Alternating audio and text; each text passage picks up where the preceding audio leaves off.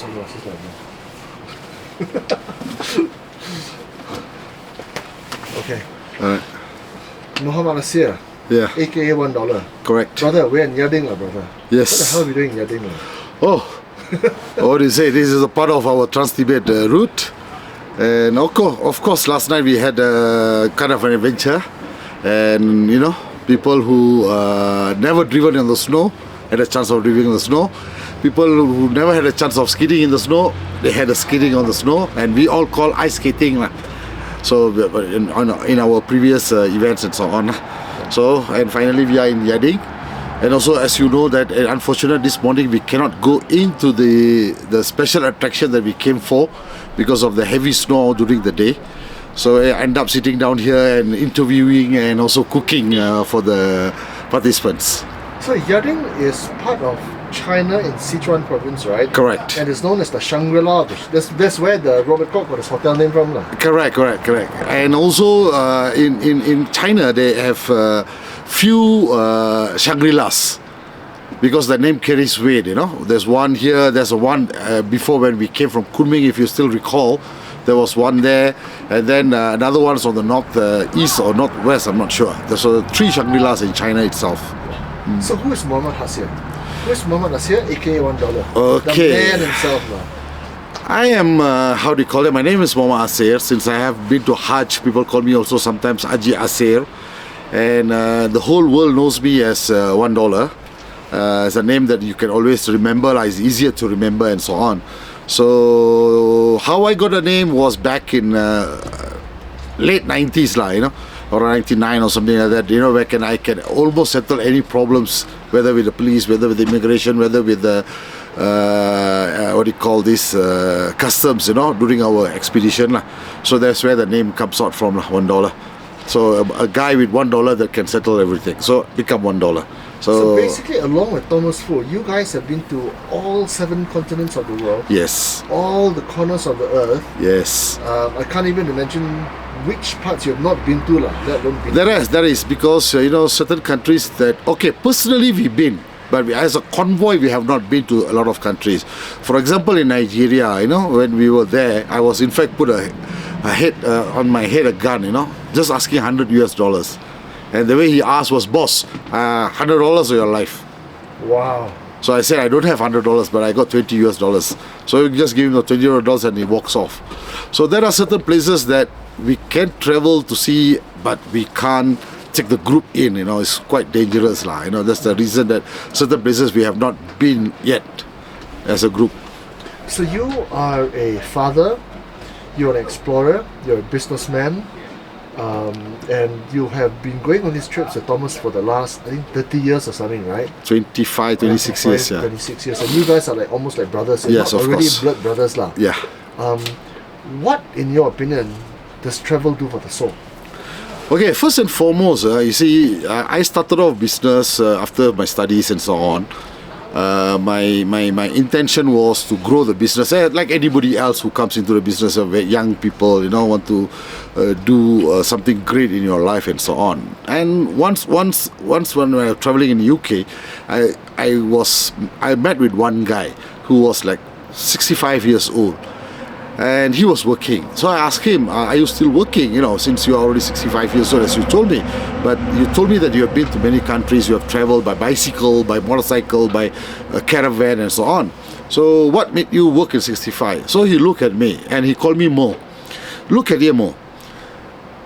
You want to travel when you have money, and when you get old, how much you can do. So it struck my mind until today, which means is, if you have the whole money in the whole world, the money that you have everything, but you don't have the health, or you don't have a time, because you're already committed to so much of business levels and so on, which we used to hear from our participants who comes in. They have 3,000 people working under them that they have to be answerable and so on.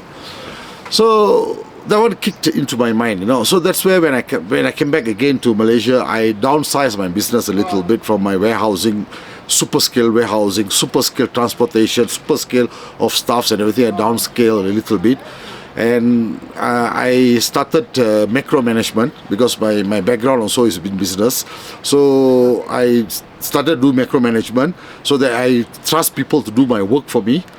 And thank God lah, as the world evolved into more technology and so on, you can practically be anywhere and look at the job, like your customs declarations and movement of cargoes, movement of containers. So I'm in the logistics side. So all this I can see from my own phone as long as I got a line. So that's how I started traveling overseas. But I met by chance Thomas Khoo when I was doing off-roading back in 1997 in the off-road, and he spoke perfect English. To be a Chinaman, those days all the four-wheel drivers are Chinape, but they're all also educated, heavy, well-to-do businessmen and so on. But very rarely they speak a very good English. So I looked at Thomas, and then Thomas said, "Hey, come and see me in my office." We were trying to cross a swollen river. So I said, "There's another way, come, let's go the other side," and so on. And Thomas was doing a raft to cross the river and so on. I was amazed of his techniques. But I didn't get to see Thomas until around 98 or something like that again.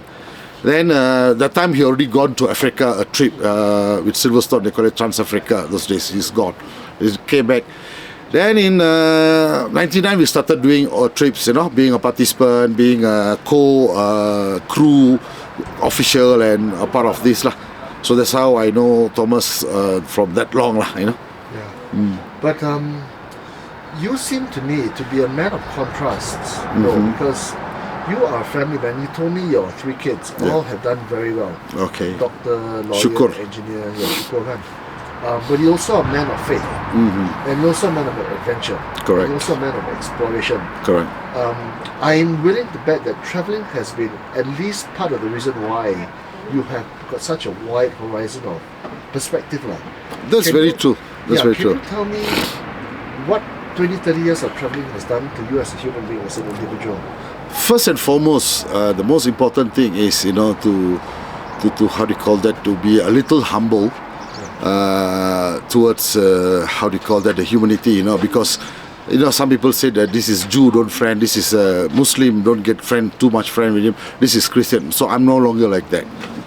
I'm no longer like that, because what I respect is everybody has their own belief of religion, whether they have a God or don't have a God is another thing. And then the next thing, that the culture. You don't go and question people, because you see, back in around 2000, the first time ever I saw how the mountain people of Myanmar slaughter a cow. They actually take a 20-pound hammer and bang straight on the head, on the and the cow become dazed, like paralyzed for a while. Then they stick something on the neck to extract the blood for them, So that's, for me as a Muslim, it's a very inhuman to do that. But it is not your place or your way of asking them not to do what they have been doing all the centuries of how they slaughter a cow. So there are a lot of things that you learn, number one. Number two, you have more feel like, you are nobody. Yeah. You see there are a lot of achievement of people in anything, in business, in traveling, in achievements, when you meet up with them and you see them, they have done a lot more than what you could do. Actually, I can quote one person. His name is Colin Jarvans. He's a British. At 18 years old, he jumped from a cliff, and thinking the water is enough depth, but he fall on a rock. So he got paralyzed, neck below. For your information, he actually drove from UK to Malaysia, where he drove like this, and one hand can move for the accelerator and the steering, like this. Oh wow! So now you said you're a biker. You have done this 28,000 kilometers by pillion. You have done Africa, from Cape Town to Cairo. You have done from Malaysia to Kuala Lumpur to London. So what is that compared to the guy who is paralyzed like that? So that another thing that you need to see. Then thirdly, because of I'm quite close with a lot of people, and the friendship doesn't mean that I need something from them. It's purely from the heart. So that I have friends who are 20, 30 years old all around the world who's willing to do anything for us. So every continent we go, there is somebody that can help us. That is one thing that you find during the years of travel, a good friendship. I have people who wants to help, wants to host, wants to do things that beyond their own capacity sometimes. So then the final one is, every time you come back from a trip, you feel like you're fulfilled. You know, like a Muslim, we die. That's it. Whether we go to hell or heaven, you know, there's no reincarnation business, whatever not. So many people have told me this, but I myself realize this. I'm actually fulfilling a lot of my dreams of my lifetime. Like now I'm 54, so I feel like I'm going to be taken away today. I'm okay because I've done enough. I've been good. I've been traveled a lot. I've seen things, you know, that kind of things. Yeah, it's only when we go away from Malaysia, right, then we realize actually all people are the same one. We just want a house, we want some food, we want a person to love and our children to love us back. And correct. Some food. What else is there, right? Yeah. I mean, that's it, right? So you're primarily a biker or you're primarily a four-wheel drive guy? Obviously, everybody have to start with a bike. Yeah. Because it's easier, it's cheaper, if you're a biker now, you obviously have started as a biker before. That's the cheaper thing. When I was studying in U, I used to bike. I traveled the world, and you know, that kind of thing. So Thomas Fu is another guy who bring up the four-wheel driving into myself, number one. Then number two is I also was a president of 4x4 Adventure Club Selangor, the second club after the mother of all four-wheel drive club 4x4 Adventure Kuala Lumpur. So then I'm responsible to take people to off-roading and so on, you know. So those are the days lah. So traveling now I mean, if you give me a chance, you want to bike or you want a car on a four-wheel, I'll take a bike, obviously. Yeah. So what is the main difference between bike and car? In the sense that maybe bike you feel everything, the sensations are 100%, right? I need to be a bit,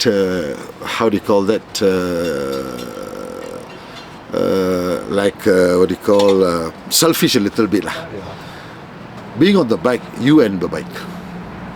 Being in the car, you and 20, 30 people. Because you always have a radio, you have 2-3 people in your car. So when you are a bike, it's you.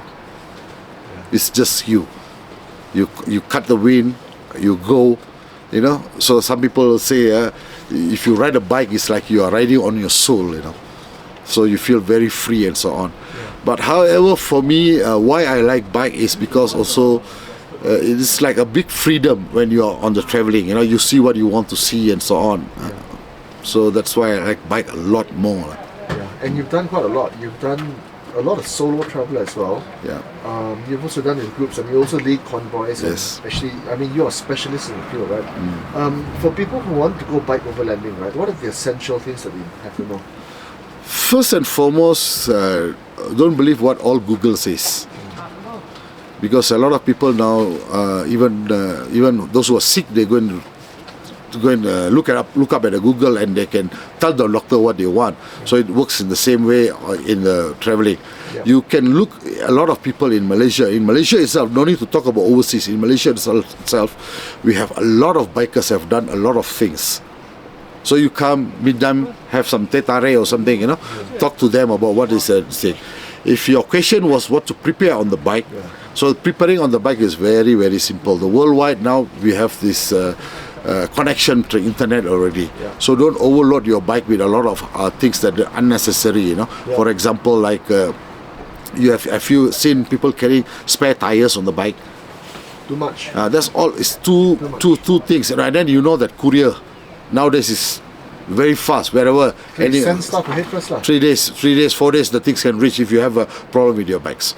So I would say that one of the core preparation for the bike is have the bike as standard factory as possible.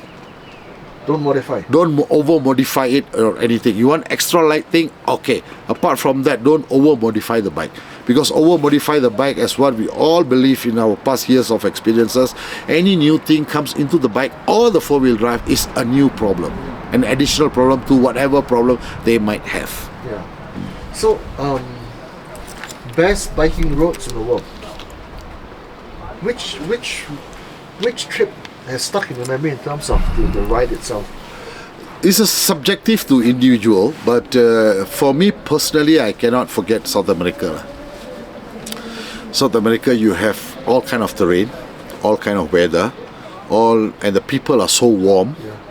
And you know, among the few routes of the world, the famous route, they call it at Ruta 40 or Ruta 40.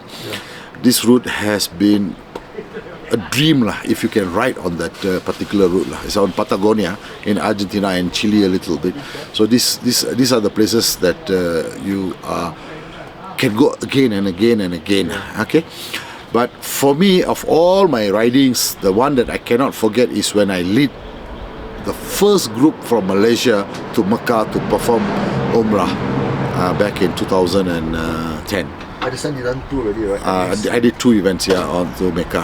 So in fact, the third one was invited also to do, but I'm not going to do it anymore lah, because my intention was to do it as a Muslim. I wanted to do it first time, so we did it brilliantly. Had a very fantastic, and we arrived there. We did perform our Umrah and come back. So that one particular expedition is always in my head lah, you know. Yeah. So for bikers who want to excel at the sport or the practice, what are the key skills that they must have to ride safely and quickly over continents? Safely and quickly, okay, you see, there's a few different travelers. I don't want to call bikers itself, just travelers, you know. They would love to have their passport stamped of different countries they go. They would love to do a selfie on different countries that they go, on the monuments or in the state. So this kind of travelers, they actually not doing it for themselves. Very unfortunate, because so much of money spent, so much effort has been given, so much time has taken, but they are not doing it for themselves. I sometimes pity them, although in a way they did it lah, but pity them. So I would really say that always when you are traveling on a 4-wheel drive or on a bike solo, one thing you please forget it. Fast. Forget about it. Don't go fast. Don't go fast. Take your time. Yeah. Try not to have any special arrangement, certain hotels, except for some hotels you can make pre-book, otherwise you just go. Like when I did my solo travels, now in Malaysia we have a lot of solo travels, including women. Women does solo travels as well. Nora Yusof is one. Anita Yusof. Anita Yusof. Yeah. So they do a lot. I mean, other than Anita Yusof, there's a few more other ladies as well. So we don't want to say the destination, you know, is not as grand as Anita Yusof, but they're also doing the smaller part. Correct. So we also respect all these people. So take your time because of money that you have spent. Learn a little bit. Like me, when I go into into South America, allow me for a week, I can speak a little bit of Spain. Yeah. Let me go to Russia for a week, I can understand the language already. Why? Because we all went very slow. We communicate with locals. We talk to them. You know, we see the culture and so on. Yeah. So your question was, what is my idea? I mean, what my advice for those people who want to go? First and foremost, to acquire skill is quite important. So if you don't have 10,000 kilometers riding your particular motorcycle, don't go yet. And can I quote about one lady that she was a daughter of a prominent businessman, parents, father and mother very prominent, and this girl's name is Nurul. She came on an event called Trans Mongolia with us, and she hopped into her parents' car. And when we when we arrived in Europe, the colder part, when we end the colder part, we entered to Latvia, and she hopped in as a pillion on my bike. Oh, and she loved it. The GS310, she hopped in onto my bike. She became a pillion until the end of the event, until the destination was Paris. So she came all the way up to Paris as a pillion on the bike. Okay, that is 2019. And then when she came back, she took her own interest. She went and learned how to ride a motorcycle in a very prominent guy in Malaysia who teaches how to ride a motorcycle from scratch. Okabeng's brother. Okay, so I think it's Okabeng. Sorry, Okabeng. It's the most fun jeep. So he went and she found and rode the bike and everything. And you understand, in 2023, the bike that she actually pillioned, she rode the bike from France back to India actually wanted to come to Malaysia, but because of the Myanmar internal problem, we rode until Calcutta. So these are the examples, you know, if you want to do something, you have to go and learn. In Malay, if I can quote it in Malay a little bit, they said, apa saja you nak buat mesti berilmu, even untuk beribadah. You know, as a Muslim prays, you know, you need to have the ilmu, you need to know the knowledge before you actually can pray. So for that matter, as back to your question again, you said what's the essential thing for the bikers to be prepared? Very easy. First and foremost, get the skills. Get the skills, learn how to ride a bike. Once you know how to ride a bike, then you learn to ride a bike on the different terrain. It's important because you will not know what terrains that you're going to passing through when it comes on your travel. After that, learn a little bit of how to repair your bike. Simple puncture, changing a bulb.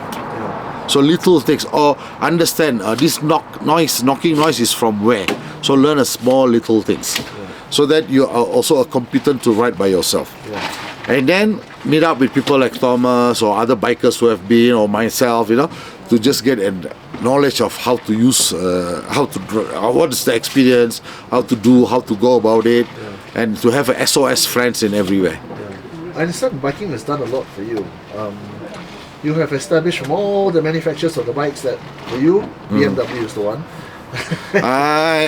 Okay, this is again a very how do you call that, personal thing is because if it's a bike, BMW, if it's a car, 4-wheel drive, Toyota. End of story. Land Cruiser specifically. Yeah. And because they're the last word in reliability and ability and able to repair it. The lesser the computer thinks on the vehicle is better. And BMW, there's also a lot of computerized things now at the moment, like the GSA 1250 or 1300. They all have a lot of electronics. But what gives you how do you call that, a kind of advantage is, number one is they are difficult to break, even you drop the bike few times. And the second thing is the support is easy. Anywhere around the world. Yeah. Even for Land Cruiser, I think last night also a few times during this trip, on the road, on the spot, MacGyver repair done. Yeah, why? Because how do you call that? But nowadays the new Land Cruisers are more complicated. That's why I don't take the 300 series. Yeah, if you have a 300 series or what, I want to go to hardcore something knots, then you have problem of fixing the car, you know, because you don't have a proper workshop or what they can look into it. And then you also must understand certain countries have certain different models. For example, in China itself, they all drive from 80 series, 70 series, 80 series, 90 series, 100 series, 120, 200, 150 series, 300, petrol. Wow. Petrol. So suddenly you want to ask for parts of diesel, there will be an issue. So you also have to learn a little bit about what vehicle and where you are going. So, bro, you faced death before, right? Oh yeah. What happened there? Actually twice. Shit. First time was in 2012 when we left the China immigration border towards the Kyrgyzstan border, and it was at the elevation of 4,500 meters. It's purely off-road. There's no road, nothing. So one of the bikers took a wrong turn. So I got to go after the biker. As a sweeper no, as a leader. I was lead bike. So we have to go and call him back again. So when I went down, and slowly the thing went up. So I believe it was at 4,800, 4,700 meters above sea level. And we managed to turn the bike. Cool, man. I managed to catch up with the bike. I managed to turn the bike. The turn means make a U-turn to go back. He was stuck up there. He just went up there and I was chasing him. But then what happened was his bike went off clutch. Clutch is burnt. So there's no more clutch. So what happens is we have to try to tie the bike and pull up the bike because it's quite a drive back, let's say about 1.5 kilometers away back to the main, the correct road, you know, at a very high elevation. And as we are doing, we were hit by AMS. Because we are pushing the bike and on the dirt, on the mud, you know. So I told him, MS being altitude sickness. Altitude mountain sickness. So we cannot breathe anymore. So I said, let's wait for a while. As we are waiting, the they call it a snowstorm came in. The heavy snowstorm at that height. So we got a hypothermia, AMS, the legs cannot move. Oh my God. So I just said my prayers and I said, if it's time to go, let's go. So I just got. Then I don't know how, when I woke up, I was in a cabin of Chinese army. Oh shit. So they actually took me up, they slapped my face, they gave me some soup, and also to my friend, give some soup, some kind of concentrated herbal drink to wake you up, you know. And then finally I came to thoughts, but still I was awake, but I am not sure where am I lah. So after a few hours, then I got back to my composure. So the one of the doctor was there, told me that all you need 5 minutes.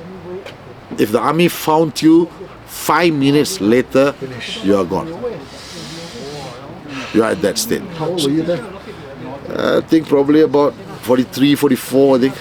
Yeah, about 10 years ago. Actually, a lot of people don't realize that life is just one thread away. If one wrong decision, one thing, that's why I don't sometimes people live as if they're gonna live forever. I don't know. Yeah, that's why sometimes if I can add lah, you know, I don't care who you believe lah, you know. I would strongly suggest that however skillful you are, however knowledgeable you are, however experienced you are, you need one help. One help, and that help is a divine help. That divine help, as a Muslim, we have our own prayers and so on. Whatever the Christian does, you know, you have to rest on the God until you arrive to the safe place. Don't say that I can do this, you know. No, that's not the way, you know. Did it change you after that? When you came back and, you know, after a few days? And... Oh, I got a lot of colorful background, you know. I'm a kind of illegal racer, maram paid and so on, you know. I've seen death pass by me many times, and I have people died on on me, and you know, I have carried severed parts on the road to the hospital and so on. So I mean, if you say, did I learn a lesson? Yes, of course I learned a lesson. But if you say that I'm worried about it or scared or change me, no, it did not change me anything, because I know that on that particular day I did one mistake, you know. I went there by myself. So this when against the thing, one person is bad, you know. So sometimes, as always, I tell to my crews and everybody, don't become a hero, don't involve in problems. So when a problem comes and people ask you to do, you do. So that we segregate things, you know. You afraid of death? No. Doesn't scare you? I don't want to die, obviously, but the fear of death is not there. If I fear of death, I would not do the motorcycles, driving in a four-wheel drive to ditch. And you know that we are launching a 2024 Africa trip. So me and Thomas are going off to Zimbabwe, Burundi, Rwanda, Congo, you know, to do a solo trip, 2 of us only, just to check the route, recce. So in those days, people say don't go to Colombia, you know. Our Malaysian, foreign affairs will tell don't do that, don't do this. We still do, because we do. If we are scared of die, we will not do all that, but we take enough precautions. We don't allow. We are not a sitting duck, you know, to be said, you know. And we've only got one life. Might as well fucking live it, right? That's right. Yeah. That's right. How long are you going to live for? How much money do you need, right? That's right. Yeah. I actually have people who came and saw me, who is like 65 years old, and he said that he got a gout, he got heart problems, he got that, he got this, you know, but he has money. Hey, what's the point? He said, I'm really, how do you call that, envy with what you have done. I made a mistake and so on, you know. So what's the point? They sacrifice their health for money, and then they get old, and then you don't have the health anymore. You don't have the strength anymore, right? Correct. But you've also found love on the road, right? Oh yeah, in 2005 there was the event that was given to us, 4x4 World Explorer, by the Ministry of Transport. Ministry of Defence. That time our Dato Sri Najib was the Minister of Defence. And we had the Deputy Minister, I forgot his name, I think Dato Oh, no, I can't recall his name. So we started off from London all the way through Poland and Russia and China and back to Malaysia. So the time was they were signing some kind of a form with Poland and Russia for some weaponry purchase and so on. So on that particular event, this particular lady, like Alina, she was not supposed to be the interpreter, but on the last minute she was asked to become the last interpreter because of the car overturned and the proper interpreter got broken his arm. So she jumped in. So when she came, and I was the official of the event, and she was the interpreter, and she was fresh, just finished her, how do you call that, her studies and so on. So somehow we clicked, So we got married, and she stayed in Malaysia for a long time, and now, in fact, she's a PR and so on. So that's all, yeah. And in my case, it's not the only case. There's another guy also on the trip, Rodney and Carmen also got married. And then another one was Hugo and Shakira got married. Wow. So I'm not the first one. The road is amazing because when you open your mind, all kinds of things happen, all kinds of doors open, right? Correct. Yeah. What's your favorite part of the world? Oh, again, South America. America. Yeah, I'm going to say South America, yes. So 2025, I'm coming, man. Okay, well, we're really happy to have you on board, for sure. I don't know, I mean, you're a bit young to be asking this, right? But what's your life advice to people? Normally I ask like people in their 60s or 70s, right? Do what you want to do, lah. Yeah. You don't hold back because of this, because of that, lah, you know. Yeah. As long as not wrong, not crime or what, do, lah, you know. You know, sometimes when you say people, they have tons of money, and you tell them that, hey, come go for this trip. Oh, it's not because of the money, I don't have the time. Yeah. Okay, this is honestly a true story. A guy who has a lot of money, he told me that he wants to take part of this event, so he can't do it on this particular trip, but 100% is coming on the next trip. So what happens was, I said, okay, fine. So he settled down a little bit of his business and everything, and he got stroke. He got stroke. You know one thing or not? Of all the people, he sometimes forgets his own kids and everything, but he remember me, you know. When I went there, he said, $1, $1. But he cannot speak already. Cannot speak no more. They call it as they fry the brain, you know. I don't know what to say. Yeah. The first time you wanted to do. You didn't get to go on the trip at all. Never. So the message is, live the moment. Live the moment. Money is not that important.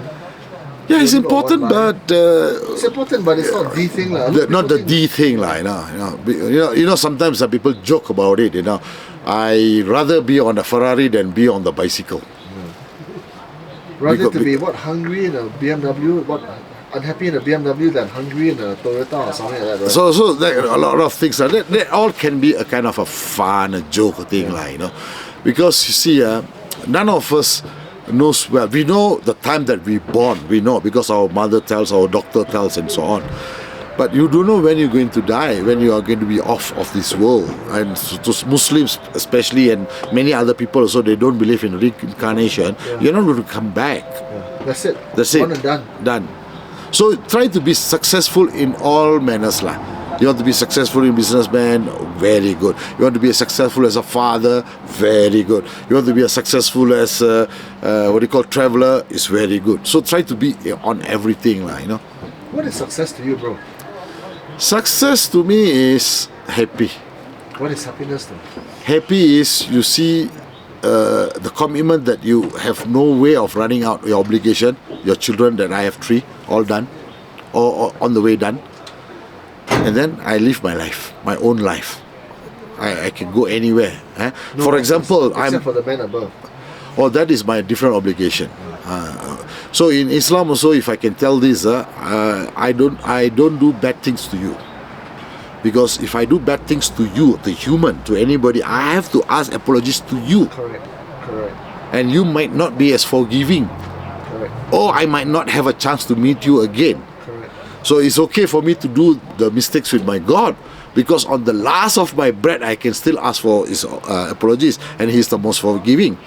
So that kind of thing also went into me, deep inside me, whereby I believe that I don't do wrong things to human beings. I don't want to cheat them. I don't want to take their possession. I don't want to do things like that.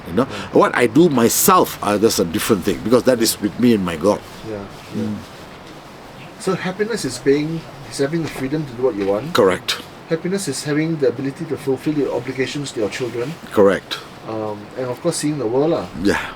Seeing the world is one thing, because you see, there are people who believe in walking, on bicycling, or taking trains and everything. Do it in your own way. Correct. It doesn't have to be motorcycle or four-wheel drive. No, you can do it on your own way. The more you travel, the more. It's better than book, better than reading a book if you travel. I don't know whether I can say this, because I mean we can always cut this out, but I think you've done quite well as a father. I think a few days ago you told me your 3 kids, one is a doctor, one is a lawyer, and one is an engineer, right? Doctor to be, lawyer to be, and another one engineering, but he moved into AI industry. Fantastic. Because he studied in Korea. So he's working for a company in Cyberjaya that involved in translation of Korean language, because he can read this and that. Anyway, he's going to get married next year. So it's a huge thing comes out from the shoulder. So I've got another 2 more to take care. So to me as a father, considered quite successful. I'm very happy. Yeah. Well, it's all of their works, their hard work as well. How do you, what were your fatherhood principles?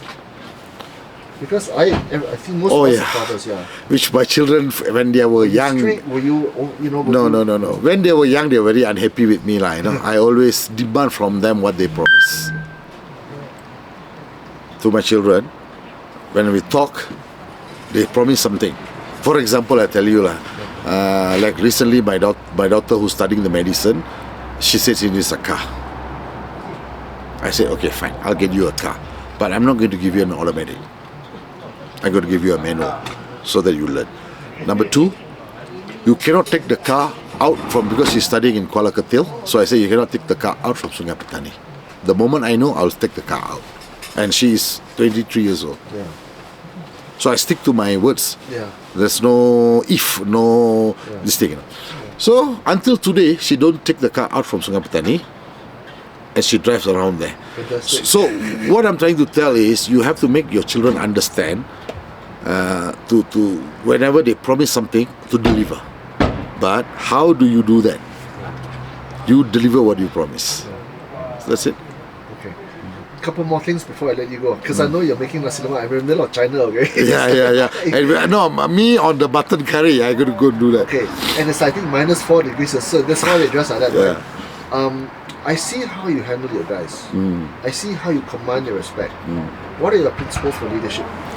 For me, there is no difference between leader or your crew or whatever. But when it comes to some certain working criteria or working place or giving command or what, there will always be one leader. For me, Thomas. Yeah. For them, me. Yeah. So it's very easy, so that we can clear problems very fast. Yeah. So if we have 5 people giving 5 different suggestions, we could not settle any problems. So that's how it is. And then whenever free time, we go and makan nasi lemak, we joke around, we eat ice cream, we have fun and all that kind of things. So the hierarchy is very established. Yep. Okay. This year Africa, I think May, June, July, right? Sorry, 2024, May, June, July, Africa. Correct. I think 12 countries, right? 12 countries, yeah. 2025, South America. Correct. I'm hoping to join you there. Thank you. Come, please. Hopefully, right? These are what are known as bucket list adventures. Not many people get to go. Most people, fucking Hong Kong, they go to Tokyo, they go to London. 99% of the people go there, right? What you guys do are the 1% trips, right? Why should people go with you on these trips? Okay, first and foremost, that there is no one in Malaysia who does trip like what we 4x4 World Explorer, lead by our legendary Thomas Khoo. Why I can barely say this is, we go to the places that really impossible to go. to go and get these things.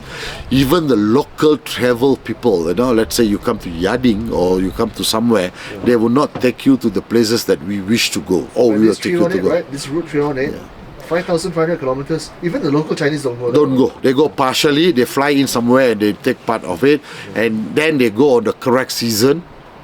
Why they go on correct season? Because there's no effort. Just drive, put in petrol and drive. We have to take care of that, take care of this, take care of that. Okay, that's on China part. Like Africa part, we even drove to halfway of Kilimanjaro. Nobody have done that. That's insane, man. Nobody have done that. Kili is what, 24,000 feet, right? I'm sorry, I don't have the thing, but it's quite high. So we went halfway. So when we arrived there, the chalet guy said, "You are the first guy in the world that came up here by your own car. Otherwise, we have to go down and pick them up." Yeah. You get me or not? Yeah. So that's why we are considered the people that we are not bothered so much about the money. We're not bothered so much about the establishing the passport stamping or standing in front of monuments or how do you call that, landmarks, to take photos and come back and tell everybody in the world that I've been there. No. We are more on the passionate side and to see the things in a very proper manner, to the tribes, to the places that impassable and so on. For you, what is your bucket list place? What is the one place you want to go to which you haven't been to yet?